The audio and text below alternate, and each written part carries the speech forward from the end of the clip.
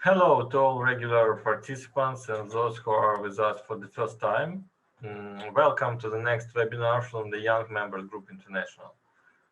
Spring will end soon and we will continue to feed your engineering brains with new hot topics. Our regular participants know that this year we have tried to dedicate the topic of our webinars toward the practice. So I just want to remind you that the video recording of all our webinars is available on the official FAB YouTube channel. Today we will discuss with you the problems of cold joints in reinforced concrete structures. Leading this webinar will be by me. My name is Vlad Shekhovtsov. I'm from Ukraine, and Marta Delzopov from Italy, who supports me every time. I'm a chair of the Young Members Group in Ukraine and a board member of Young Members Group International. First of all, I must tell you the general information about our webinar. So, the webinar will be recorded and shared on FAB social channels. Only the panelists are able to speak during the webinar. You can use the chat function where you can post where do you come from and general feedbacks, but not the questions about the webinars. To ask questions, please use Q&A form bottom of your screen to post questions for the speakers, and we will answer to all of them at the end of the webinar. The participation of the webinar is absolutely free, but we have the opportunity to provide you with a certificate of participation of these webinars. So who needs a certificate of attendance should contact publication8fabinternational.org. The fee for the certificate will be 10 Swiss franc, but one condition that only people who attend at least 60% of this webinar can request such certificate. So before we officially begin, I will tell you about our Young Members Group activities. What are we doing?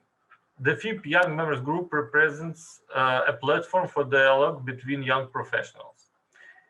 We encourage the creation of national, locals, young members groups, involving young people in FAB commissions and task groups, making and maintaining contacts and networking, organizing regular meetings, events, and conferences for young members, organizing the Best Paper Award competitions during FAB Symposium, and many more interesting things inspired by our professional occupation. So if you want to be a part of our community, feel free to contact us in any way suitable for you. We also maintain the Facebook page, so subscribe, like, and also you can visit our section in official FAB website. You can see it on the screen. So finally, we moved on to what united us on this spring evening. And who is here today? Let me introduce Andrey Lapshinov. He got a master's degree at Moscow State University of Civil Engineering, Russia, 2012. His PhD topics was strength and deformability of reinforced columns with GFRP reinforcement. He has work experience for 15 years, since 2006, in Moscow State University of Civil Engineering. He's the head of the Inspection of Building and Structures Laboratory in the Research Institute of Experimental Mechanics. He's a senior lecturer at Department of Reinforced Concrete and Masonry Structures in National Research Moscow State University of Civil Engineering. His research interests are investigation and testing of structures, GPR surveys, FRP reinforcement, FRP strengthening. He also is involved in FAB actions. He is a member of International Young Members Group. Um, he is a board member, and he is the chair of FAB Young Members Group in Russia. So now, Andrey, I give you control. You are the king of the show, so the floor is yours. Please do.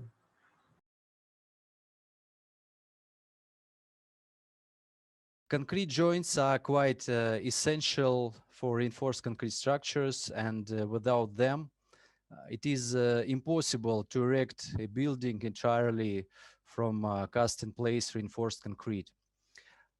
Permitted concrete joints are indicated in design documentation and are arranged in certain places of structures or at their joints. We know that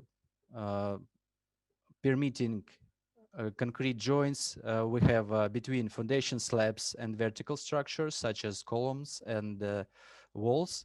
We know concrete joints between vertical structures and slabs, both floor slabs and roof slabs. But sometimes we have so-called cold concreting joints. This is when joints are formed in the body of the structure that aren't provided by the project, by the design documentation. The appearance of such joints violates the monolithic character of our reinforced concrete structure and lead to leak proofness and to decrease in bearing capacity and reinforced concrete members. Concrete cast in a gradual time, so several layers are formed where the boundary between these layers is better known as a cold joint. So we call cold joint a joint without any link between layers of concrete. Usually cold joints form when we have pause in concreting between layers, which we can connect it with some violation of technical reglement or maybe some problems with concrete delivery. And according to our standard GOST, which is also the same as EN 13670, concrete structures execution rules, to prevent the formation of cold joints, it is necessary to choose the appropriate speed of laying and compacting the concrete mixture. So cold joint may form during concreting if the concrete mix is set before the next layer of concrete is laid and compacted. So the main reason of forming cold joints is a violation of technology. Builders or contractors want to concrete the structure faster as soon as possible, avoid working concrete joints, and when concreting time is violated, some areas of concrete may set up and we will have cold joint.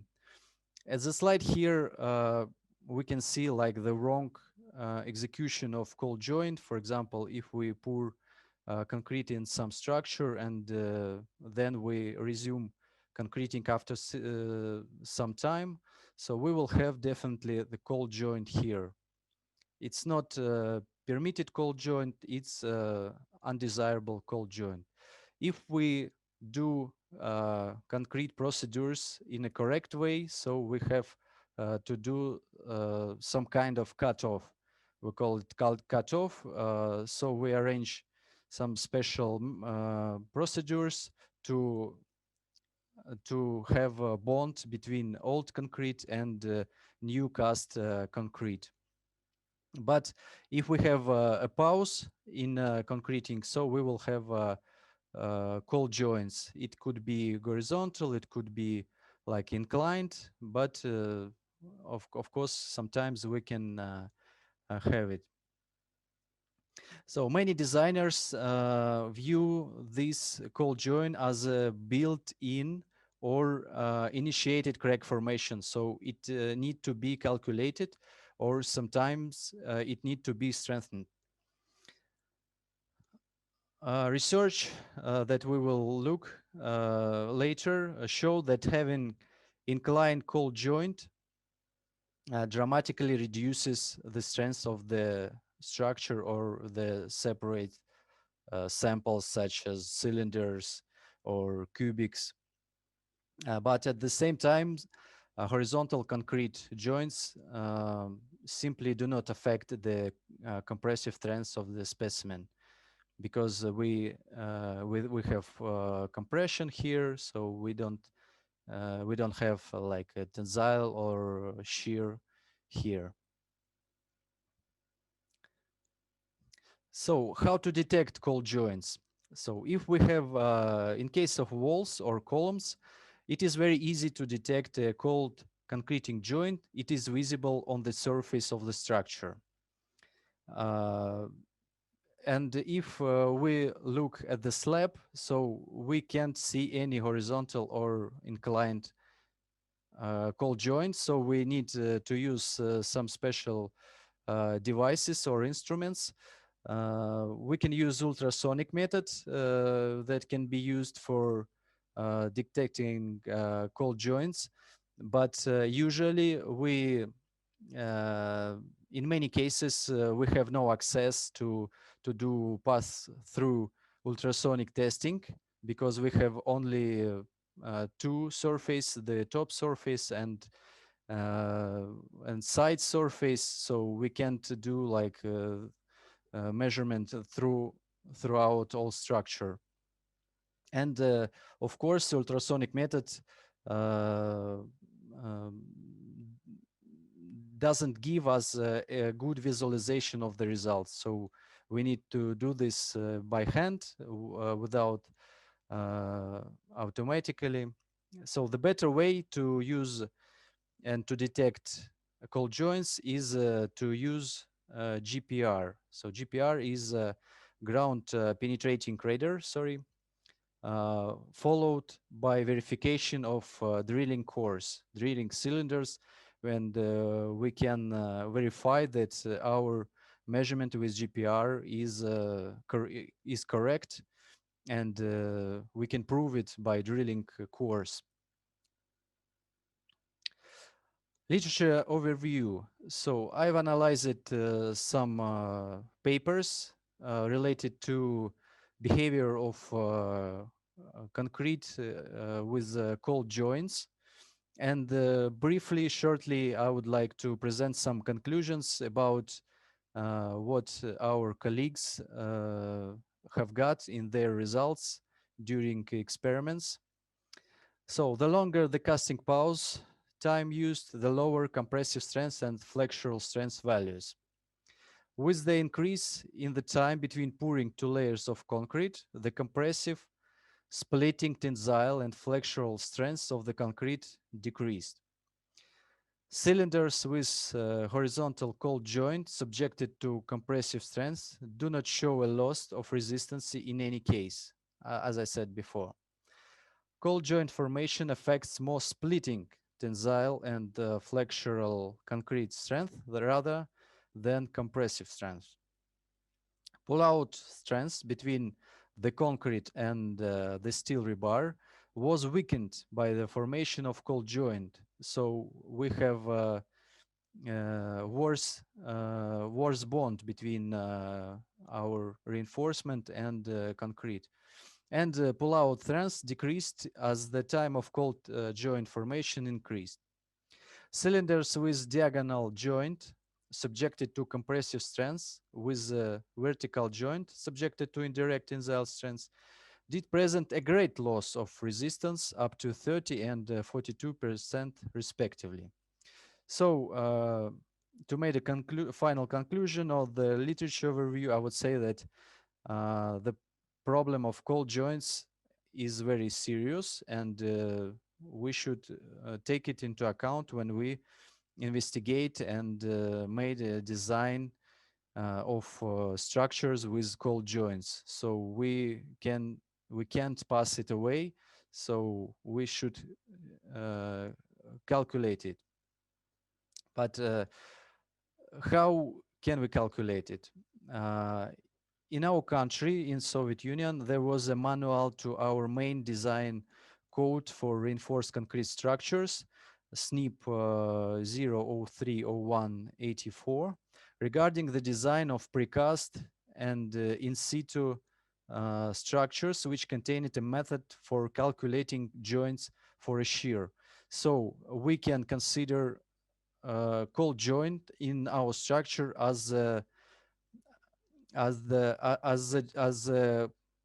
uh, boundary between precast concrete and cast in situ concrete. For example, for as the contact joint between two concretes, precast and cast in situ.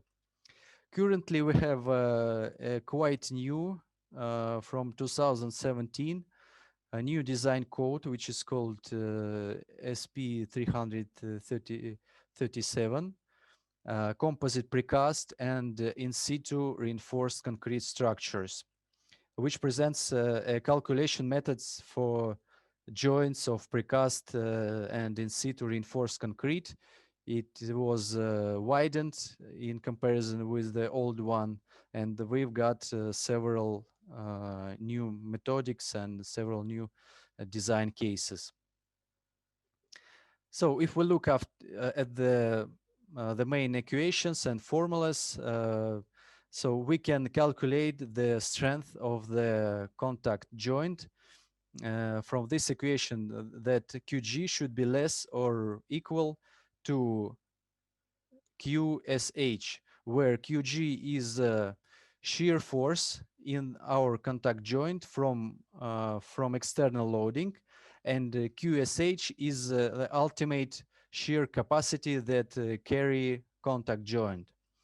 QG is which is uh, shear force from the external load calculated by using uh, bending moments that occur in our sections, while QSH is the whole ultimate shear capacity that can be described as the shear capacity of concrete and the shear capacity of transverse reinforcement. Here at slide you can see the picture of design situation where we have, for example, number 3 contact joint, which could be considered as the cold joint in reinforced concrete structure. And so we can calculate it using this method. So the main idea here is that we are in a strong dependency of the surface between two concretes. So in this case, between old concrete and new concrete, and in our case, between two layers of concrete. Ultimate shear force that carry unreinforced concrete derived from this formula, where RBT is design strength of concrete to tension, AB is the area of contact joint, and gamma B is a factor that counts the quality of surface of the contact joint, or the type of surface, and we assume it 0.54 smooth surfaces and 1.04 rough surfaces. For cold joints, we usually assume 1.0 because our surface isn't smooth, because as I showed you before, we have like inclined, usually we have inclined, not smooth cold joint with a rough surface. And so the main idea here also is that when the shear force of concrete is not good for us, so we can add transverse reinforcement to reinforce our section against the cold joint. And here we have dependency from the quantity of reinforcement. The more we have reinforcement in our section, the more we have transverse reinforcement in our section, the more we will have shear capacity for our cold joint or contact joint. And here we can find the main idea of the strengthening such joints. So we need to put additional vertical transverse reinforcement if we need more shear capacity against external forces. So this is was a kind of theory before case studies, and as a first example, let's consider foundation slab on a piles for a 25-story residential building.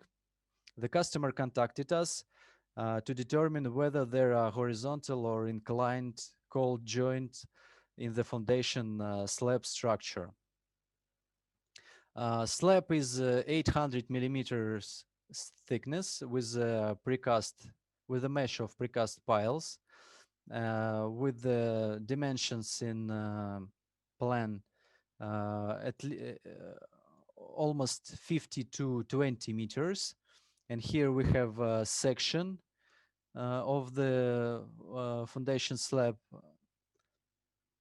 Oh, I'm sorry, the thickness of foundation slab is 120 millimeters. And here we have two meshes, upper and lower meshes of reinforcement. And in the middle of the slab, we have additional reinforcement mesh to improve thermal crack resistance performance because of big thickness of the foundation slab. So when we came to the construction site, the first we saw was a visible cold joint in some places. It was horizontal cold joint, and the customer asked us to check whether the cold joints are present in the depth of the structure. So the reason of concern was the long-term concreting of foundation slab by the contractor. It lasted for more than 48 hours. The contractor started on Saturday, of course, because there are no author supervision on the construction site. There are no on-site construction supervision. There are no customer. And so they wanted to concrete the whole foundation slab during the weekend and present it to customer on Monday. But something goes wrong. And when on Monday the on-site and author supervision officers came to the site, they saw a layer of set and hard concrete under the upper mesh of reinforcement, which raised suspicions of the presence of similar cold joints throughout the thickness of the slab. The contractors ordered investigation from different laboratory, and they used ultrasonic method to determine the presence or absence of cold joints. They performed blind drilling of cores in random areas and concluded that there were no cold concreting joints in foundation slabs, in this foundation slab. We carried out a GPR survey of the foundation slab using ground penetrating radar and antenna with high frequency, here 1.5 gigahertz, to check whether is cold joint exists or not. And after we get some data, we've got some surface map of the upper reflective boundary. So we got two reflecting boundary. This means that we got two cold joints throughout the depth of our structure. And the numbers at the map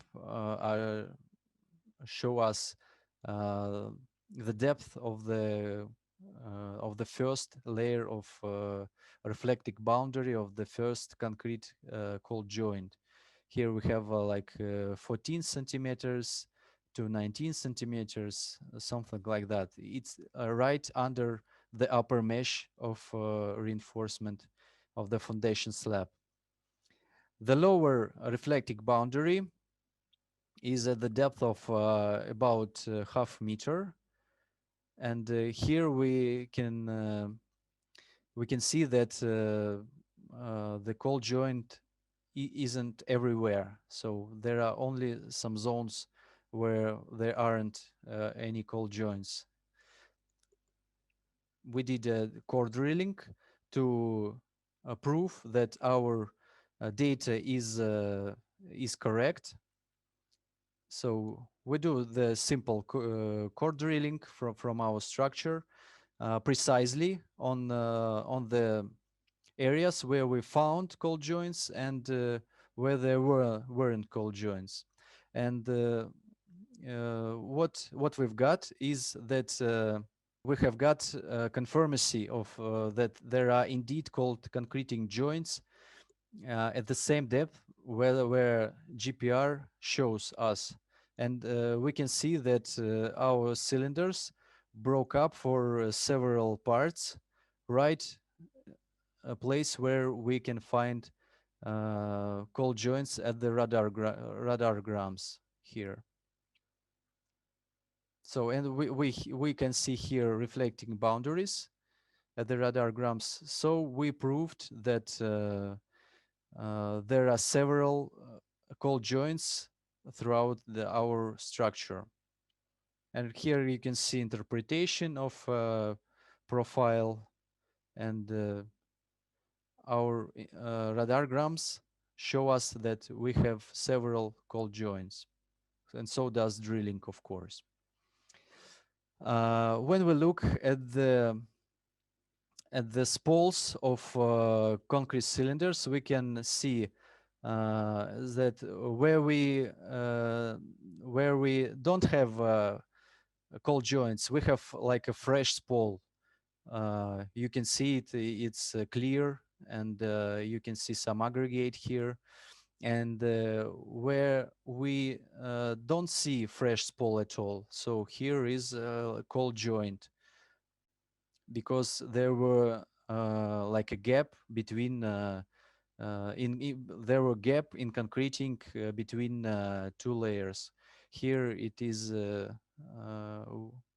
very visible for us that there were cold joints right here. And also from radargrams we can see some areas with with uh, with high concentration of porosity, and which is confirms us with drilling, of course. Here you can see some pores, some voids inside the cylinders. And finally we made a 3D visualization of the results. Here you can see two cold joints, upper and lower.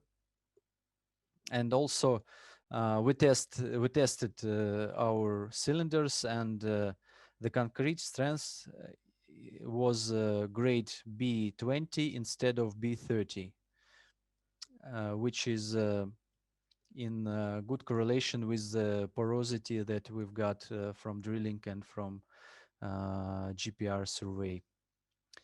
We proposed a principal scheme of strengthening for the customer, just to glue some anchors made from quite thick reinforcement rebars, where diameter, spacing, and the length of rebar are to be defined by design according to design guideline that I mentioned before.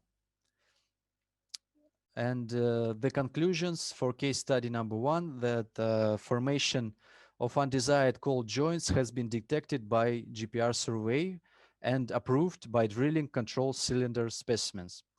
Strength of concrete is 2 grades lower than specified in project. A foundation slab needed to be strengthened according to our design. And finally, host foundation slab has been demolished and constructed again with cost of renovation approximately $500,000. So the customer refused to do any strengthening because of difficulty of this method and of high cost and the big length of time. So the whole foundation slab has been demolished. Case study number 2 is floor slab. So we did not do here investigation. Customer gave the results of investigation to us, and it showed us that there are cold joint inside the slab. Building structural scheme for this 2-story frame is cast in situ reinforced concrete with a thick slab. We call it the table because upside we have a 15-story precast frame that gave pressure to our cast in situ 2-story frame.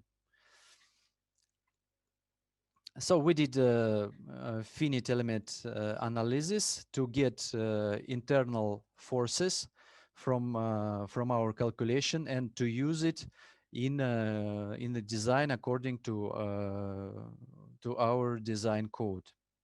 So we get M, we get Q, we get N. So we get forces, we get moments, we get shear forces, and use it later in our calculations. Also, we use additional software. It is a Hilti Profis Anchor that can help you with some calculations with the glued anchors. And we proposed such a scheme of strengthening because of different thickness of this slab.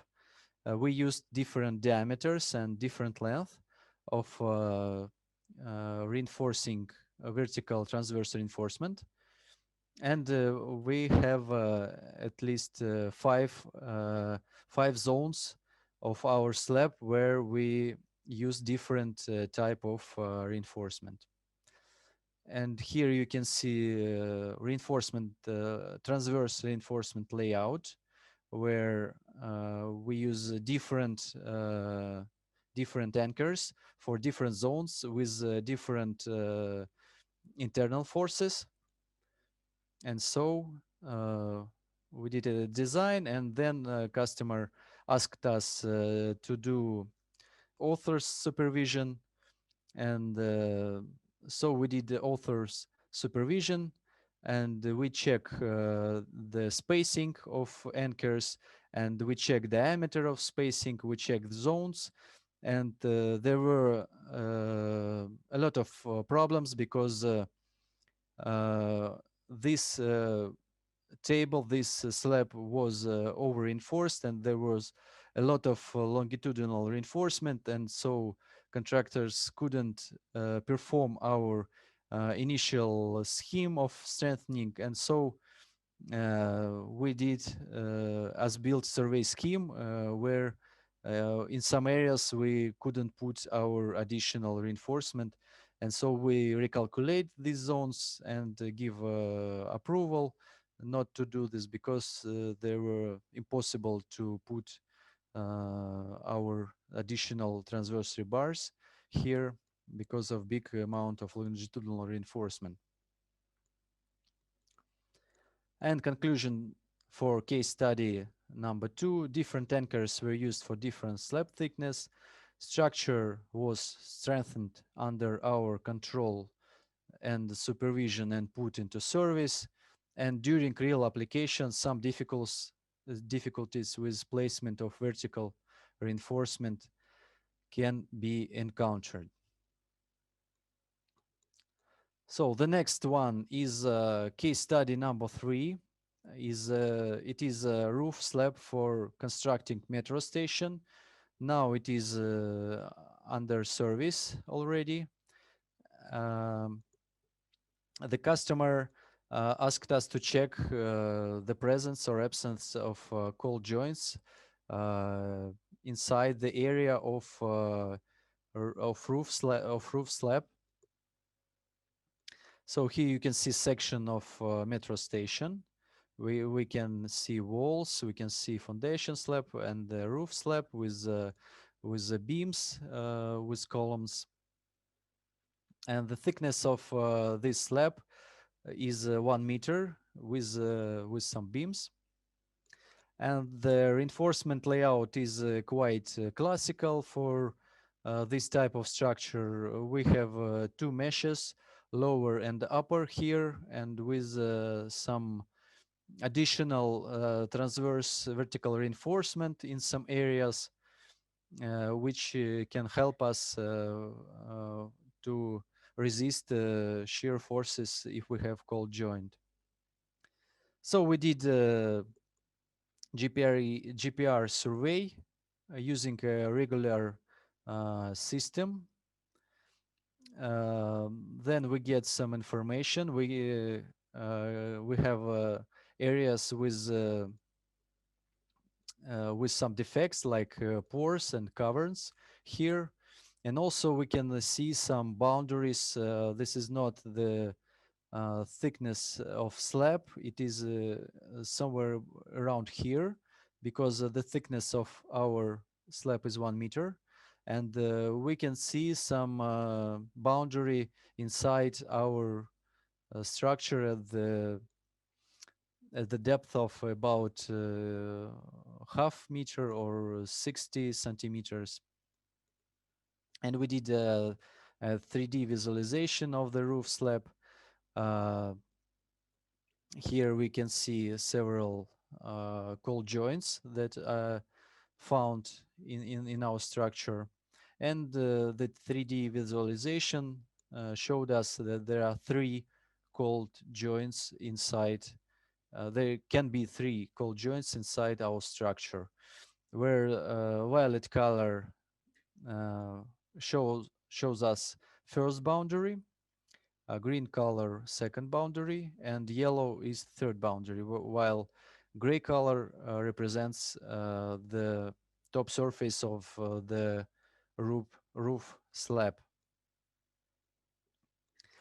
And we create a map of the cold joint distribution, so it was almost around everywhere in this area, in this zone.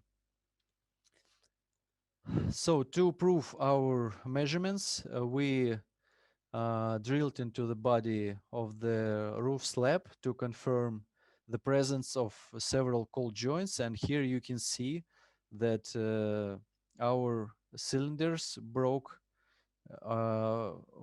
with the separation for several parts. And here you can see 2 cold joints. Somewhere you can see more, somewhere you can see 3 cold joints, and so somewhere you can see only 1 cold joint, as in the example number 1.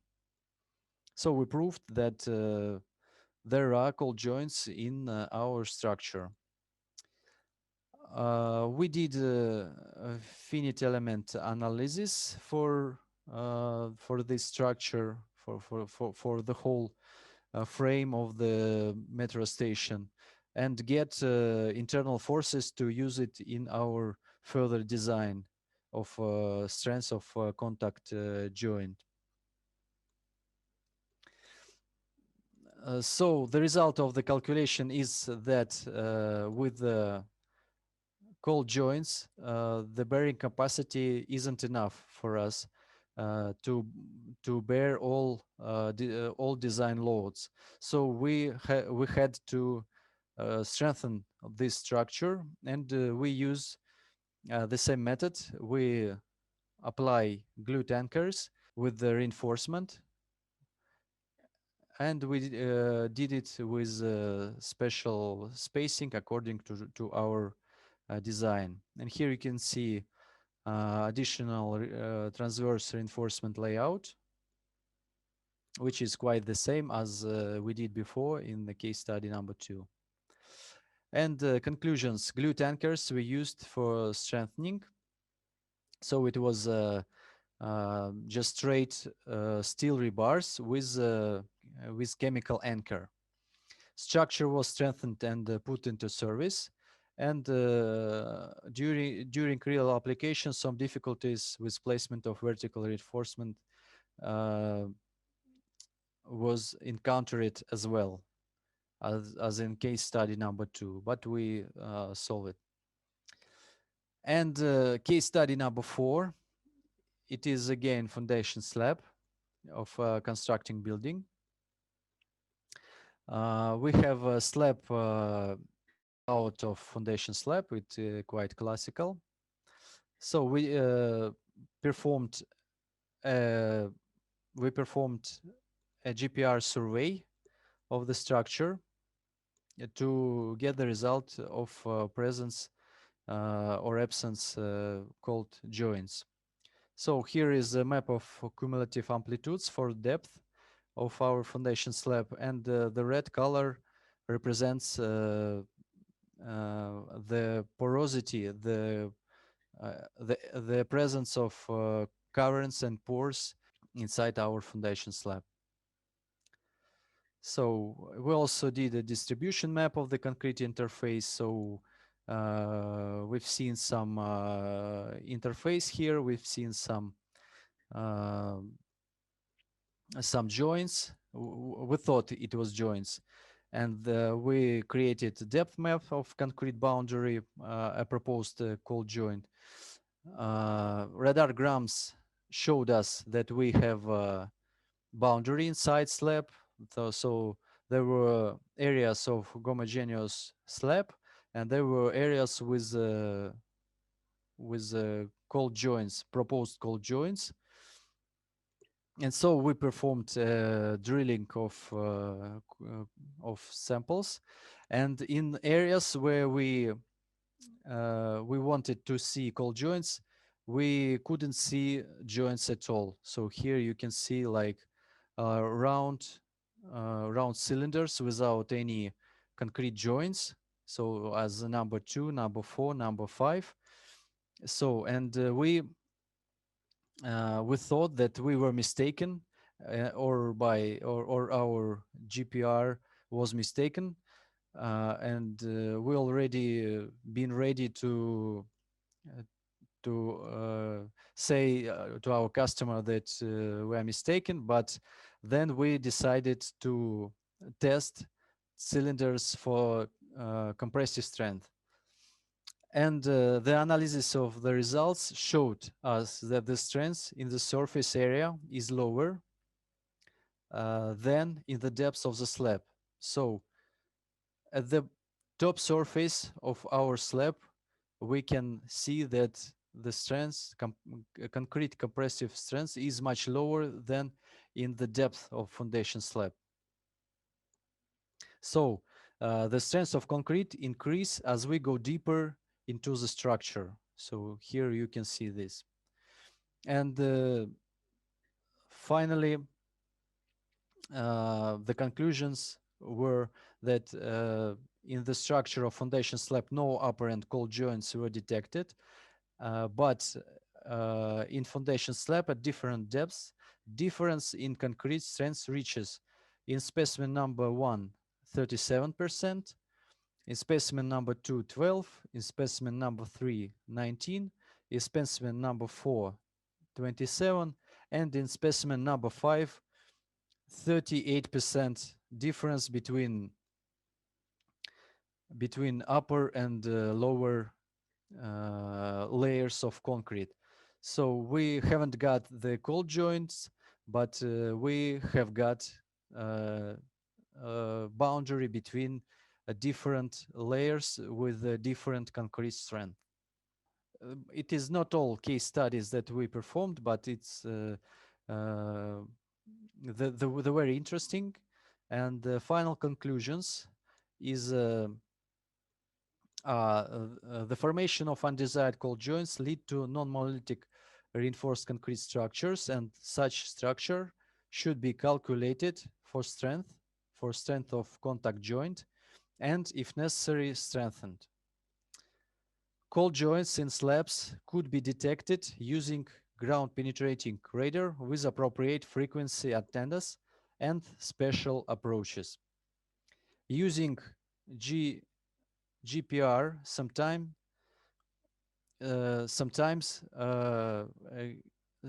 you can identify some other defects like a porosity or pores or caverns, and sometimes not cold joints can be detected, but the boundary between the layers with different concrete strength. So don't be mistaken. Further research is needed to investigate the influence of cold joints on strength of reinforced concrete structures, and design codes should better cover the issues related to cold joints in reinforced concrete structure, their design, their methods of strengthening, their methods of detection, identification, and estimation. And I would like to thank all people who was involved in this project and who helped me, my team, my colleagues, my co-workers, my university authorities for the possibility to participate in such interesting, I would say, commercial projects. Professors and the staff from my department who helped me with their duties and advice, customers for letting me and my team do this job for them, and of course contractors. Without them and their mistakes, there won't be this webinar and research at all. So here I finish.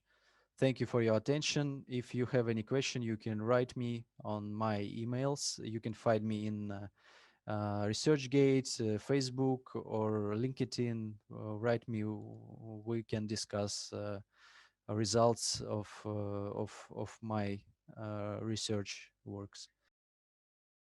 Thank you, Andrey, for your uncommon and interesting presentation, interesting methods. As for me, I hear something similar with detecting of length of the pile, but I think it's not the same. So about questions, we have some comments that you have interesting presentation. It is very useful for industry and practice, and we have some questions. I will read it, and you, Andrey, you can also see it in the Q&A section. The questions, the first one from Boris Treyer. Have you performed monitoring of reinforced cold joints? Is it possible to check how cold joint reinforcement performs in real slab as it is hidden? Thanks, Boris, for your interesting question. We did not do any monitoring of reinforced concrete joints, but this would be very interesting. We didn't do this because usually we end our interaction with our customers when we give them our documentation, and they usually don't want to perform any monitoring. But I would say that I will advise them to do this in next time, because it's very interesting. I think it will be like research work, very interesting research work. How does reinforcement behave inside our structure with cold joints? Yeah, that would be interesting question. So thanks for for your question. I think yes, it's Okay, very interesting. okay, and in continue of these questions, before I ask you the next one, I ask my questions that I have written under your presentation about reinforcement. Um, the question is, how do you take into account the presence of reinforcement? How your equipment how your equipment search the reinforcement in the slab. In the slab, there are a lot of reinforced bars and some other reinforcement. Uh, is is uh, is it effects of results of your investigation or not? How do you exclude the signal from reinforcement? You can perform it by the settings during the analysis of your data, of GPR. So using GPR, you can see a reinforcement mesh as well as lower as well as upper, and also sometimes you can see vertical reinforcement, and sometimes you can spool some concrete cover to check the diameter and the grade and the presence of longitudinal and transverse reinforcement. And when you do analysis of your data from GPR, you can cut off all your unnecessary frequencies, so you can get on only frequency at the boundary where we detect cold joint. And is it easy to cut the reinforcement, the frequency of reinforcement from concrete or? With special software, it's not difficult. So you need experience to do this. So I would say it's not difficult. Okay, okay. And also we use like traditional methods for detecting reinforcement. So just to check if it performed according to design or not, because we should calculate our structure according to our investigation, not by the design documentation, because uh, as you all know, there could be some mistakes, some differences between real fact and design. Okay, thank you. The next questions from the Q&A. Were cold joints included in FIM analysis? If yes, how? How do you model in FIM model the cold joints?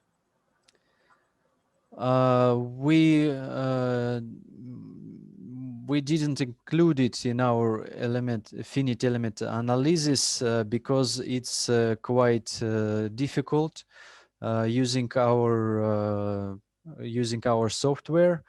Maybe you can do this using like ANSYS or Abacus software, but it will be like scientific work later, and I think it's not necessary because using finite element analysis, we got all internal forces, shear force, bending moments, and a longitudinal force, and we can calculate it manually. But it would be interesting to check the manual calculations and machine calculations. So it's it could be kind of future scientific work as well. Okay, thank you. I think it was last questions from Q&A. Please, if you have questions, you can use Q&A section. because we don't finish yet. Because I have some questions. After your presentation, I will read it. I wrote them to don't forget. The question from me, can you tell a little more about the execution method of your FRA survey? Because I saw photos and you have a small machine and large areas. I don't know, you just need to drive or how to take measurements and how long so such measurements take. This is my questions about methodology of your field work. Okay, I will return to some pictures where we do these measurements. So, for example, this one. So this is antenna here, and with this antenna, you perform like I would say like profiles, and you set a mesh of ortho profiles, which is ortho from one to another, and later you perform like analysis in special software to create like the special map of the depth. So the speed of this to investigate the whole structure with all these profiles, it takes about 1 day, maybe less, at the construction site. And then the main thing is here is that when you work with your data, when you analyze your data, it is main work, and it lasts several days before you can create this map, and you can set the points of drilling course precisely where you have cold joints or not, because as I mentioned before, the previous measurements that performed by another laboratory, they performed blind drilling, and they said that everything is okay. So there are no cold joints. So we did it precisely after our data analysis. Okay, I understand. And one question: is your equipment specific for civil engineering, or it not for civil engineering? It's for some common things. I don't know, for fishing, for example. This equipment is quite available at the market now, I think, everywhere in Europe and in America, or everywhere, or in Asia. Just you can use this equipment not for the structures, but also for soils, for example, for geotechnical investigations. We use it, as you, Vlad, said, for detecting the length of pile. Sometimes we use it to detect whether piles exist or not in our structure, and more maybe some covered objects under the ground. We can use it. So the range of usage of this equipment is quite wide. So you can use it for detecting cold joints as well. Okay, was my question. Um, Another one question from me. Is it possible with your equipment to determine the zones of poorly vibrated concrete in the body of the structure? Maybe not for the slabs, maybe for the big columns, I don't know. Yes, I've already mentioned it because here we can see some areas with with large amount of porosity, for example, like that. And then we drill a course, and we found that those areas related to large amount of caverns and pores inside the concrete. Maybe that's why we've got the strength of concrete lower to grades, because of big amount of pores. So with this method, it's based on reflection. Uh, It's based on the reflection of the waves. And so when you have a lot of caverns and pores inside your structures, you will have more reflecting boundaries here. So you will have more reflections, and so you can distinguish it as at the defects area. And usually when we do an investigation, we found this phenomenon with with defects of the structure. Okay. Uh, it wasn't the last questions. I have once more. The question is about case number 4, the last one that you said. You didn't mention if why did you get different concrete? I don't know, different plants which bring it, or what was your conclusion about why there are different layers of different concretes? I don't understand how it's possible. I don't know, the problem with the plants that get concrete to the construction site, or I don't know how it was, and how old was this foundation slab after the casting? Okay, I will explain. I talked to the our technologists of concrete technologist about this situation, and he said to me that I should say that this structure was cast during summer, during hot summer. It was last summer, I would say.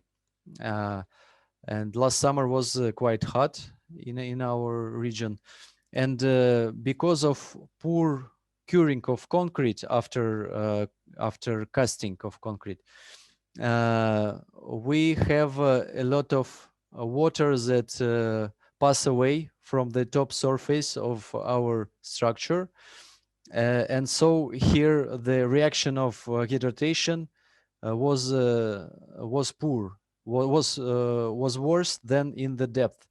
In the depth, as you know, there is increasing of temperatures, and here we have a shortage of water because it's passed away from the surface, and so here we get lower compressive strength, and the boundary between we saw boundary between weak concrete and normal concrete here. So that's why it's not obvious boundary, but some kinds of blurred boundary. But when we analyze the results, here you can see that all top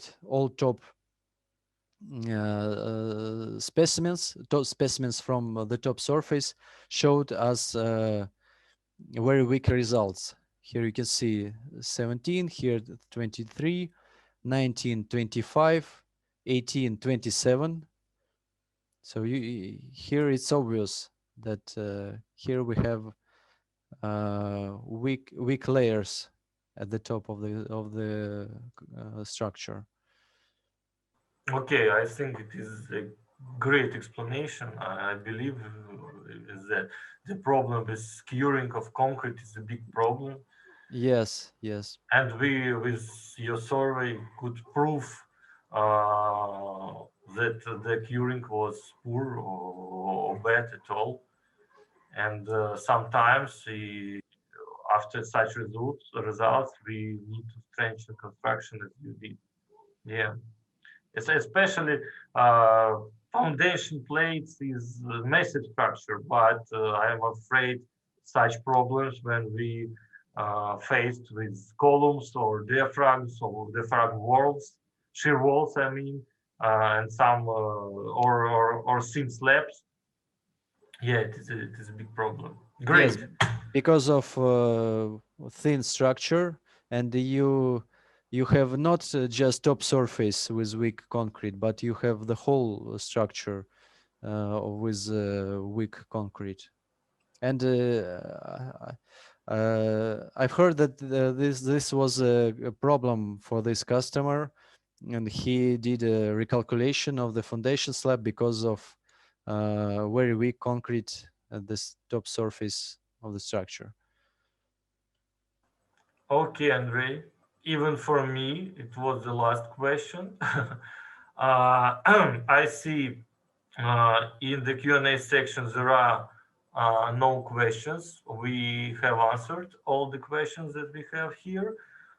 In the chat, we have only greetings to you with your great presentation.